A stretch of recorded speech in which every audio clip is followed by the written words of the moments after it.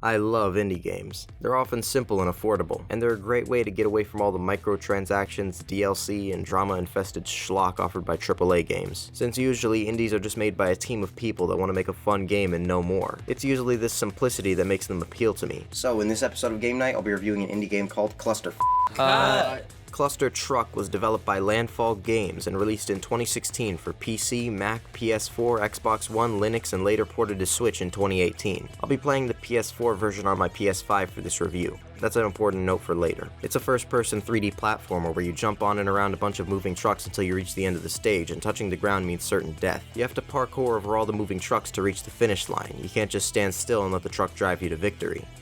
Sometimes. The game's all about getting to the end as quickly and as stylishly as possible by spending more time in the air and jumping off of airborne trucks when you can. The better you do, the more style points you receive, which you can cash out for abilities to pull off more neat tricks. The first thing I always think of when I play a game is, how does it feel? The movement, the speed, the physics, that sort of thing. In my opinion, it's one of the more important aspects of game design, especially in platformers. The character you control is your gateway into this world, so if it doesn't feel good to control, it's going to put a damper on the whole experience. And I'm glad to report that Cluster Truck feels pretty darn good. The jumping's floaty, in a good way, and landing is really satisfying. While jumping off of other trucks and jumping off the back of trucks feels amazing. The control is overall really good, except for one huge issue I have with it, but I'll get to that in just a minute. Jumping off the backs of trucks flings you higher up into the air, and jumping off the head of a truck sends you way farther. But can someone please explain to me what dictates how far into the air you go when you jump off the back of a truck? Sometimes it's a couple hundred feet, sometimes it's a couple hundred miles. Anyway, this game really gets your adrenaline pumping, because you get yourself into fast-paced, dangerous situations where you need to do some quick thinking to stay alive. But those moments are surprisingly rare. The game's biggest problem really gets a chance to shine here, because after a lot of my deaths I think, well, if only I could jump and turn simultaneously, I wouldn't have died just now.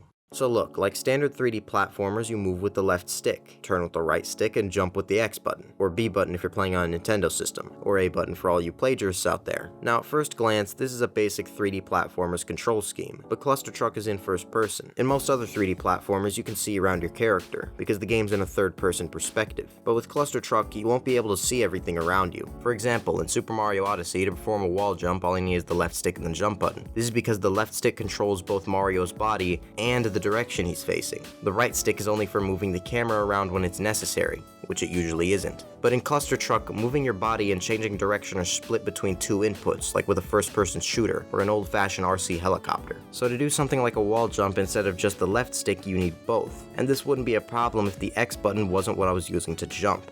Listen up, when we play video games, we generally use 4 fingers to input our controls, our 2 thumbs and 2 index fingers. Each of those fingers has their section of the controller that they're responsible for clicking. The left and right index fingers get the left and right shoulder buttons respectively, the left thumb gets the left stick in the D-pad, and the right thumb gets the right stick in the face buttons. That's 4 sections. The primary controls should be split evenly onto those 4 sections of the controller. That's why racing games generally use the shoulder buttons for accelerating and braking rather than the face buttons. Same thing for shooters, and using them for shooting and aiming. Actually, let's keep the shooting game analogy. Let's say I'm playing Call of Duty. What are the primary controls? As in necessary almost every second of every game. Moving, turning, aiming, and shooting.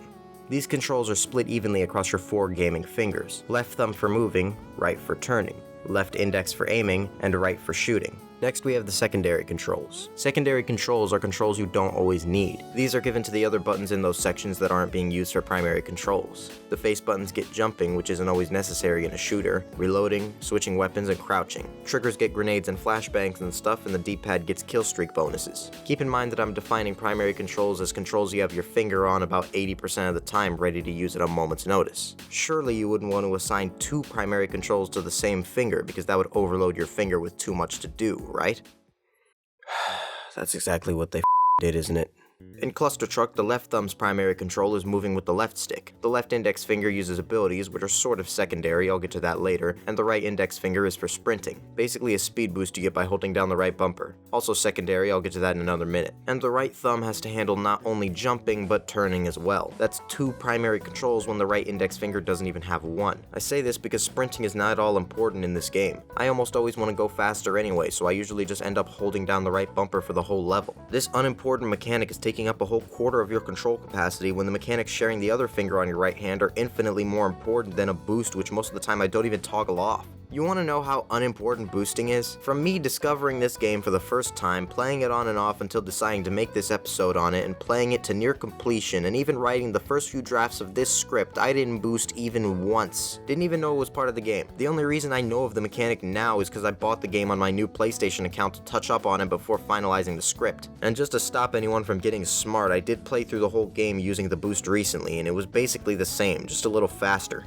And just to make myself clear, the reason Super Mario and other 3D platformers can use this control scheme is because they're in third person. Turning isn't primary for them. Since Cluster Truck is in first person, turning is absolutely primary and necessary all the time. Jump should be mapped to the right bumper. It would make much more sense. As for boosting, as pointless of a mechanic as it is, it would be best at the left bumper because it's more of a primary control than the power-ups are, leaving the right bumper open for jumping. As for abilities which share the left shoulder buttons, move the one occupied by the left bumper over to the right trigger, since it isn't used for anything anyway, and it's also a button commonly used for secondary controls, therefore letting the abilities share the front shoulder buttons. With this control scheme, you would primarily use your index fingers for jumping and boosting on the back shoulder buttons, and occasionally moving them up to the front shoulder buttons for secondary commands, which are the power-ups, freeing up your thumbs to focus on moving and turning. With the controls as they are currently, you'll find yourself reaching for the right stick, then back to the face buttons, then to the right stick again, and before you know it, you look like you're playing a game of Bop It. With this control scheme, I usually find myself trying to cope and play the game the way the devs intended, but then the Clunk pimp slaps me in the back of the head and I just play without turning altogether. Maybe this was the way the devs intended the controls to feel, but if that's the case, bad choice. My idea might make it a little less convenient to use your power-ups, but I'll take that over not being able to freaking turn. And like I said, a lot of what made this game fun was putting me in fast-paced situations where I need to think on my feet to live, but thinking on my feet becomes irrelevant when there's such a barrier to entry with the controls. You could say that this is some kind of way to make the game harder, but this design choice doesn't make the game harder, it just makes it frustrating. Like, at least let me change the controls. There's already a control menu that lets me change the sensitivity and axis inversion. Just let me map the buttons, for God's sake.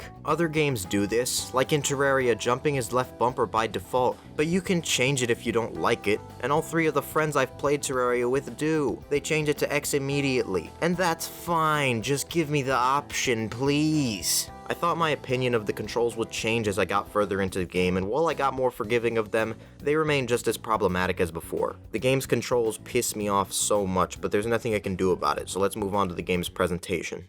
I absolutely adore a good soundtrack in a video game, and Cluster Truck's OST is pretty damn good. I was surprised by the amount of times I caught myself tapping my feet to the tunes. Each world also has its own music, so you won't have to listen to them too much before you get tired of them. Moving on, the art style is pretty good too. It has a low poly style, and since most of the world designs are so simple, it really suits them. Everything's almost always nice and bright too, but not like a no game no life assaulting your retinas bright, like a chill, pleasing bright. Moving on to the levels, they're split into 9 worlds, each having 10 levels. The starting world themes are all pretty basic, being the desert world, forest world, and winter world. The desert world pretty much shows you the ropes with some really simple level designs. Honestly, you could beat most of these without even moving. The forest world was a bit more obstacle course-like, it actually challenges you a little bit, and the winter world blew me away. It was the first one where you had to make 100-foot jumps to other sets of trucks. Definitely the funnest one at this point in the game. Next up, the laser world is by far the most underwhelming one, cutting down on the giant jumps and abstract layouts of the winter world and settling for a more basic obstacle course layout with the most boring color palette in the game. After that is the medieval world, and this one was really fun. It sort of merges the obstacle course and abstract layouts of the other worlds and really takes the best out of both of them. And then the ancient world, going back to the more basic design of the desert and forest worlds, but that didn't make it boring. It was actually one of the hardest worlds. It went back to the beginning level layout but had way trickier platforming. Following up is the sci-fi world, easily the most unique of the worlds and the most visually distinct. With its giant magnet fans for quick traversal, you could get ungodly amounts of airtime. After that was the steampunk world, and honestly the ideas were running low at this point. The world had barely anything not done by the medieval and winter worlds, and it was a huge downgrade from the sci-fi world. That's not to say that the design isn't good, it's just that being one of the last worlds didn't do this one a favor. If you ask me, the sci-fi world should have been after. Then it would have been the most visually distinct before the sci-fi world. Then the sci-fi world would come in to steal the show. And last up, a fitting final world being Hell. Once again, going back to the simpler designs of the first two worlds while jacking the difficulty up a whole bunch, but with lava, crosses, chains, and ending the game with a battle against Truck Satan. I didn't beat it. This boss fight was brutal. You have to make a bunch of precise jumps to get on top of him before the rising lava catches up with you. And after that, you have to start all over and do it again! Anyway, the level design is great. Since each world has its own central mechanics, they keep you on your toes the whole time. The medieval world has flamethrowers and hammers, the snow world has giant wooden wheels, the laser world has what the hell do you think. The levels are just fun to go through. Oh yeah, and there's some extra Christmas and Halloween worlds too, they're fine. Next up, let's talk about power-ups. There are 8 movement-based and 4 utilities. You can have one of each equipped. Each is assigned to one of the left shoulder buttons, despite my minor complaints. We'll start with the 2 most basic movement abilities being the double jump and the dash. The dash is just a superior double jump in my opinion. With its regular use, it can close a small gap between you and a truck or the finish line, and on top of that, pointing yourself up and dashing can do more in its worst day than the double jump can on steroids. And to make matters worse, sometimes if you're going really fast, the double jump barely even makes you jump. It just jumps at a shallow angle that's really just a shittier dash. But either way, both can be used to enhance your toolkit and help you pull off some cool moves. Well, those are the first 2 abilities, so let's try the first 2 utilities.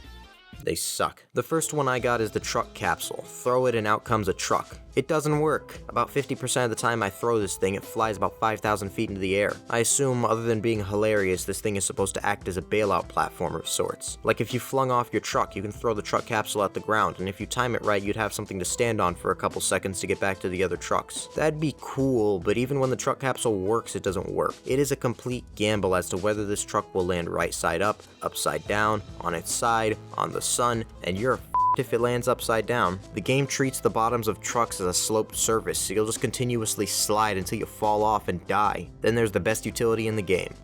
Then there's the worst utility in the game, the Time Slow, a watch that slows down time. I unlocked this at the end of World 4 and used it for all of World 5. I know, I've lost all faith in myself too. Why? Because this power-up is overpowered as hell. The ability lasts quite a while and recharges really quickly. You could very well spend about 80% of the level with the time slowed down, which just murders the difficulty. Like yeah, there are a lot of times where the clunky controls made losses feel unfair, but this one made wins feel unfair. It takes the need to think on your feet completely away, and just makes the game less fun, and because of that, I swore off this one for the rest of the game. I know that kind of contradicts what I said earlier about the controls. Like some of you are out there probably going, oh, you said the controls made it too hard, so just make it easier with the OP power-ups then. Well, that doesn't make it any better. It's a solution to a hindrance that didn't need to exist in the first place, and it makes the game less fun in 2 ways rather than 1. Like I said, the controls don't make the game harder, just frustrating. And this power-up doesn't make the game easier, just less fun. Well, the first 2 utilities in Cluster Truck. One's broken and the other one's broken. Time to go pick a new one. Epic Mode is super vague, which seems to be a theme in this menu. Let's go with Truck Salute 0. It lets you freeze all of the trucks on the level for about 2 seconds. It recharges really quickly after you let go, and it's pretty hard to use right. This is what the time slow should have been. With Truck Salute 0, you can't plan and execute your next moves all while time is slowed down or frozen. You barely get enough time for one move, and that one move better be a basic jump from one truck to another. Next up, we have Epic Mode. Makes the game super epic. I'll be the judge of that. Holy sh**, black bars! Epic Mode is pretty much a slightly faster time slow. I think. I have spent way too much time trying to figure out if this is actually slowing down time or if the blue screen tint just makes it appear slower to me, and I'm too prideful to look it up. It also doubles all style points you earn while in use, underwhelms me, and adds movie trailer sound effects to the background music. Well worth being the most expensive ability in the game. Alright, this episode's getting kinda long, so let's wrap things up with a lightning round, shall we? The trucker flip lets the player do some mad flips.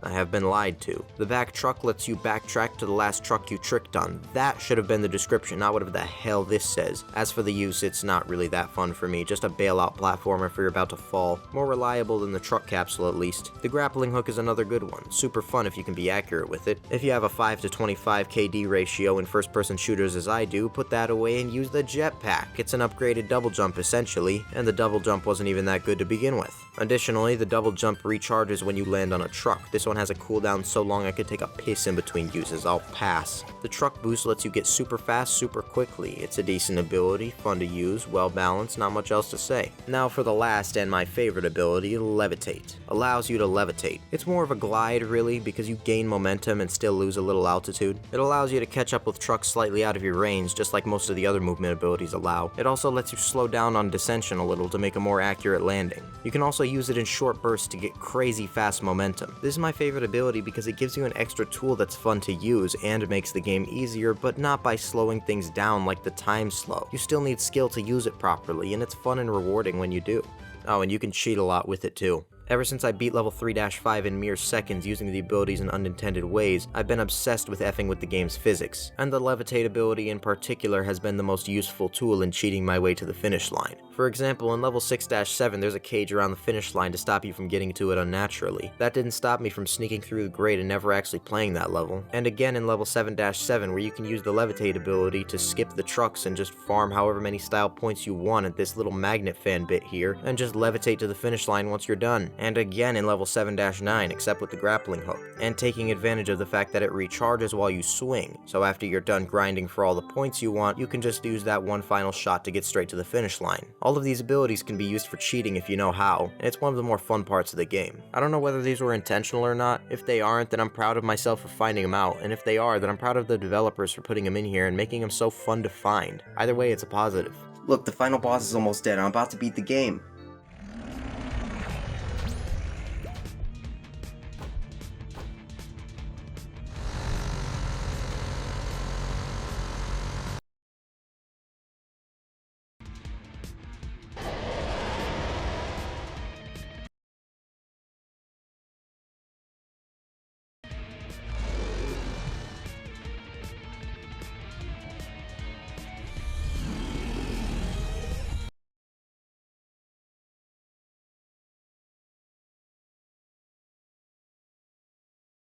Overall, Cluster Truck's a great game. It's fun first and foremost, it's creative, it's well designed in a lot of ways. A lot of super fast platformers like this, especially on mobile, usually just have set tracks for you to run on with only 2 or 3 inputs. Even Sonic the Hedgehog, from what I've played, mostly has fast sections where you just run straight with little input until the level brings you to a stop. I'm not knocking these games, I've had my fun with them, but it just amazed me that Cluster Truck truly isn't like any game I've played. It's super fast and fun all the time, and you're always in full 100% control. Okay, 80% control. I'm not saying there's no other game like it. Hell, I'm not even saying that they were the first to do it. But at the end of the day, it's a really fun game. And that's all that matters. I just feel like if the controls didn't have that one glaring flaw, then it would have been such a great improvement. Maybe I'm just playing it wrong though. Let me look up how other people are playing it as a comparison.